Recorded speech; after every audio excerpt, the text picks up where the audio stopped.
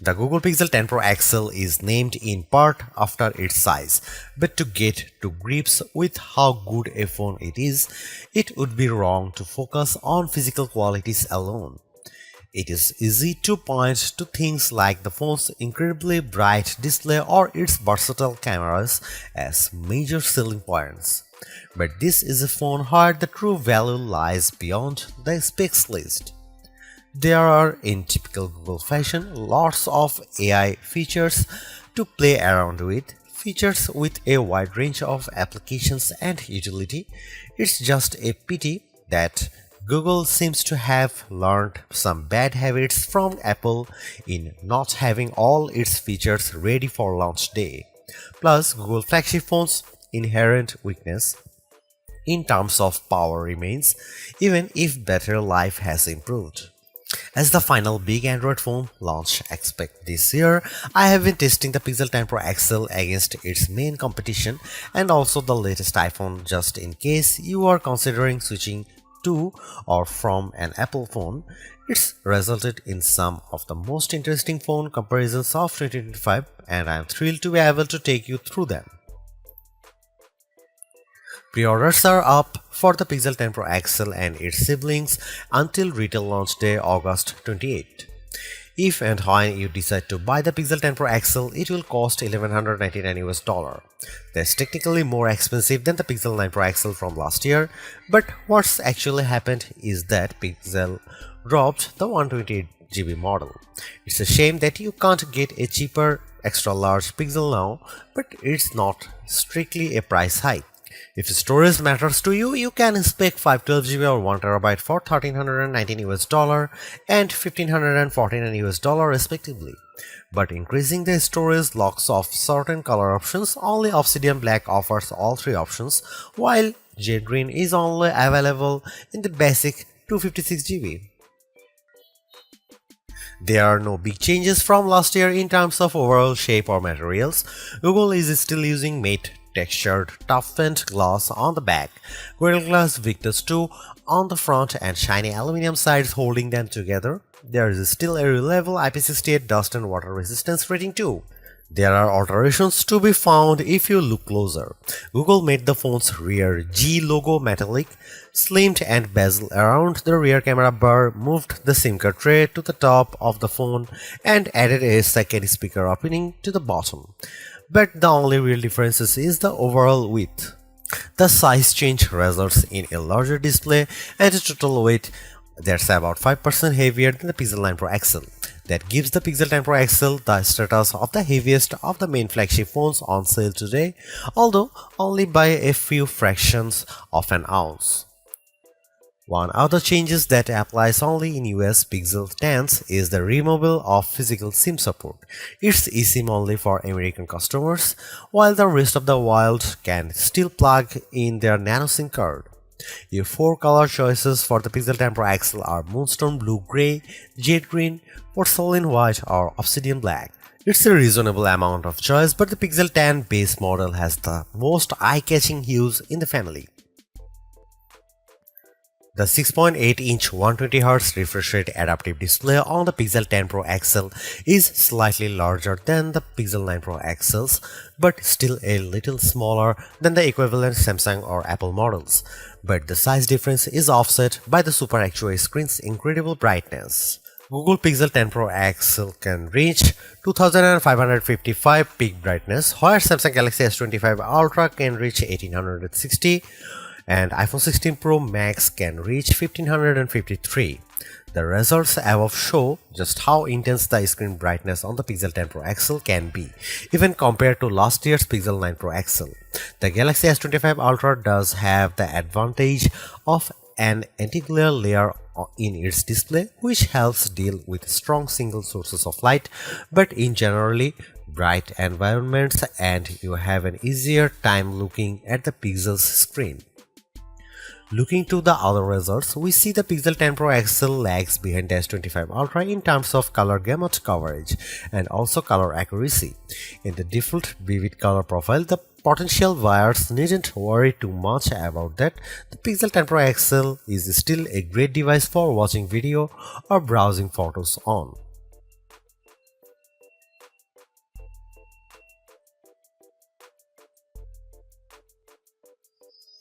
You might be surprised to hear that the Pixel 10 Pro XL's camera are identical to the Pixel 9 Pro XL's, at least on paper. The 50 megapixel main, 48 megapixel ultra-wide, 48 megapixel 5x telephoto and 42 megapixel selfie cameras are unchanged from the 2024 model, as all the upgrades are located on the softer side. Here we can see some camera samples of the Google Pixel 10 Pro XL. Let's kick off the comparisons with main camera shot of a cottage. We see the first evidence of the Pixel 10 Pro XL's apparent default processing priority, balancing the brightness of all colors in the shot. This is perhaps why the Pixel shot is much warmer, with the Galaxy S25 Ultra's image being cooler and brighter. Against the iPhone 16 Pro Max, the Pixel 10 Pro XL also looks less bright but punches up the colors in return. The trees in the background in this view across a park are much easier to make out in the Google photo. And how does it compare against the outgoing Pixel 9 Pro XL? This photo of disused telephone box shows that the Pixel 10 Pro XL gives slightly stronger colors on the blue end of the spectrum, but is otherwise identical to the Pixel 9 Pro XL's image. In the night mode, with our subject being mini bottle of Henderson's relish, we see the Pixel 10 Pro XL struggle to capture the light compared to the Galaxy S25 Ultra, but the Pixel does have less of a red color caused by the curtains in the room than the S25 Ultra, which could be an advantage in some cases. Switching to the ultra-wide cameras and looking over a small stream in a wood, the Pixel's image pales compared to the S25 Ultra's far brighter shot. This is likely as a result of the Pixel's relatively small sensor not capturing as much light and the post-processing not being able to do enough to compensate. Macro mode also uses the ultra-wide sensor, comparing to the Pixel's effort against of the iPhone 16 Pro Max of a pink flower. The Pixel's shot is darker, again likely because of its small sensor, but the image still has good contrast as we can still make out the detail in the flower's center. The final rear camera on the Pixel we need to look at is the 5x telephoto camera, which I pointed at a breeze over a lake. The Pixel has tried to balance the mix of light and shade in the shot, resulting in an apparent lack of color compared to the S25 Ultra, while the Samsung's shot's richer color of the water is appealing. The breeze is blown out in return.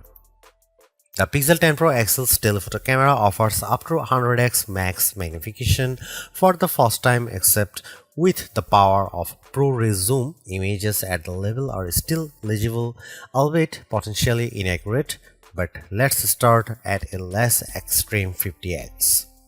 Zooming in on a milestone's curved lettering, it's already obvious that the Galaxy shot is noisier than the Pixel's, but based on my own observation, the Pixel has over-smoothed the stone, removing some of the texture in an effort to clean up the shot. At 100x, this effect is even more noticeable. A stone that's been sitting outdoors for who knows how long is unlikely to be as smooth as the Pixel's shot would have you believe. But in terms of legibility, while both photos still show the lettering clearly, the Pixel shows them in crisper detail. When exporting the images, the Pixel 10 Pro XL conveniently gives you both your original ProRes zoom shot and the processed version, along some interesting comparisons. For instance, we have here a church window about 1000 feet away from where I was standing as I took the photo. It's an impressively sharp shot, but the Pixel's processing system seemed to have read the stone bars between the glass as wood, adding a vertical grain effect. While the detail of the brickwork has been impressively recovered, it shows a big limitation of these generative detail enhancing tools. It shows you what's likely to be there rather than what truly is there. Google enhanced some of the camera's associated features, such as making best take active automatically with enough photos and offering 50 megapixel resolution for portrait modes. But the all-new feature, and the one I spent the most time with, was Camera Coach, the new photography teaching tool that's accessible right from the viewfinder. This is currently in preview, so hopefully it powers will multiply in the future, but right now it's more of an interactive forming tool. It will detect what you are pointing the camera at, offer some suggested compositions, and then give you tips on which camera lens to use, where to stand, and how to position the subject.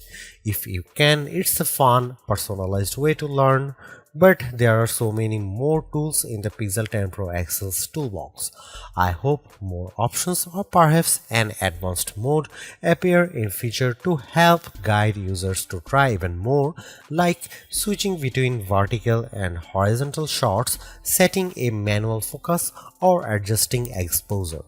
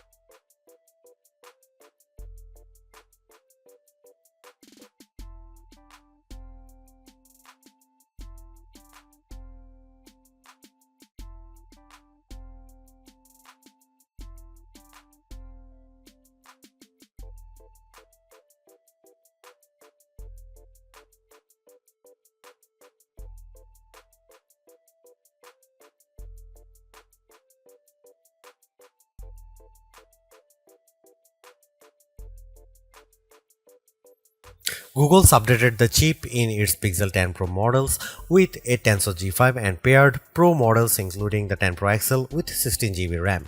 Considering that previous Tensor-powered Pixels have lagged behind in performance, we were curious to see how this update changes things. As the results demonstrate, the Pixel 10 Pro XL is noticeably improved over the Pixel 9 Pro XL, but is still underpowered when looking at the Snapdragon and A series chips that power the Galaxy S25 Ultra and iPhone 16 Pro Max. The Adobe Premiere Rush video test shows this specially. In my general gaming test of playing the graphically intense RPG XR Stress in order to get a consistent 60 FPS frame rate, I had to turn off anti-aliasing, reduce the resolution from ultra to high and environment quality down to average, and even the game would still experience hiccups. And reflections with Snapdragon 8 Elite can easily handle this game at maximum settings. Now that the 128GB Pixel Pro XL model has been discontinued, the Pixel 10 Pro XL starts with 256GB storage with the option to up that to 512GB or 1TB storage. This should be speedy storage to load and unload thanks to Google using the UFS 4.0 memory standard with 512GB or 1TB of storage on a US model. You also get zoned UFS, a feature that supposedly organizes data within your device's storage to improve its efficiency, speed, and the device's lifespan. We are not sure why this is limited to only a 2 out of 3 storage options and only to American customers, but it sounds like a bonus worth having. The 5200 mAh battery in the Pixel 10 Pro XL is the largest Google's ever put in a phone. And fortunately, between the extra capacity and the improved Tensor G5 chip, this results in good battery life gains. The Pixel 10 Pro XL lasted 14 hours and 20 minutes in adaptive display mode in our beta test, which involves constant web browsing over a cell connection. This is almost an hour and a half longer than the Pixel 9 Pro XL achieved, but Google still has catching up to do if it wants to match 17 hours plus that the Galaxy S25 Ultra and iPhone 16 Pro Max clocked. Using the Pixel 10 Pro XL's 45-watt wired charging, we are able to fill the phone from empty to 33% and 63% full after 15 minutes and half an hour charging times respectively. The Galaxy S25 Ultra manages to reach 37% and 71% in the same time frame, although its smaller battery capacity no doubt helps there. We must also highlight the 25-watt wireless charging that the Pixel 10 Pro XL now supports using the new Key 2.2 compatible Pixel Snap accessories. You can also this with MagSafe chargers designed for iPhones too, opening up a huge world of possible add-ons of your Pixel.